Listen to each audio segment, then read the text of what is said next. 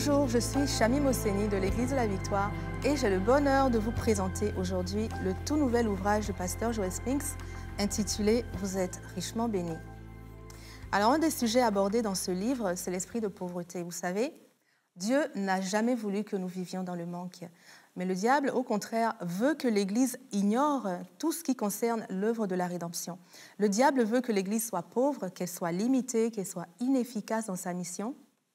Et il va même jusqu'à séduire certaines églises qui font la promotion de l'esprit de pauvreté. Ils veulent faire le vœu de pauvreté.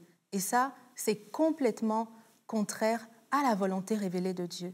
Dans le monde actuel, nous savons qu'il nous faut des finances pour couvrir nos besoins primaires, pour manger, pour se loger, pour se vêtir. Il nous faut des finances. Et de la même façon, l'Église du Seigneur a besoin de ces finances. La pauvreté, telle qu'on la connaît aujourd'hui, est un fruit du péché. Elle est relative à la malédiction. Lorsque Adam était dans le jardin d'Éden, il avait une provision illimitée pour accomplir les desseins de Dieu sur sa vie. Et c'est la malédiction qui a amené le joug de la pauvreté. Mais cependant, Jésus à la croix a renversé cette malédiction et aujourd'hui, nous pouvons vivre dans l'abondance comme Adam le faisait. On peut lire dans 1 Timothée 6,10 quelque chose d'intéressant. Lisons ceci. « L'amour de l'argent, par contre, est la racine de tous les maux.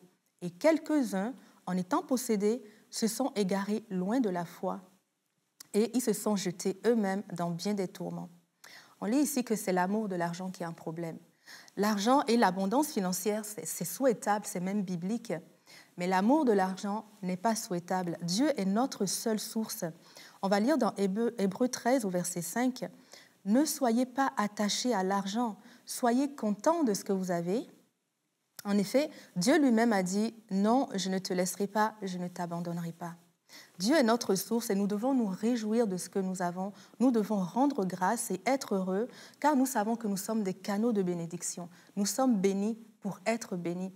Tant que nous savons cela et que nous sommes attachés plus à Dieu qu'à l'argent, le jour où Dieu nous demandera de donner, nous allons le faire avec plaisir.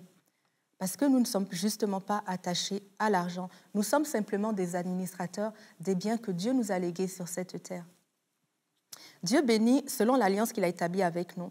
Quand nous lui demandons quelque chose, il le fait parce qu'il sait que nous voulons être canal de bénédiction, parce que nous voulons que sa gloire soit révélée, parce que nous voulons faire du bien à quelqu'un. Dieu nous donne avec largesse et avec abondance. Donc tant que la préoccupation est de servir le royaume des cieux, tout va bien. Dieu s'occupe de nous.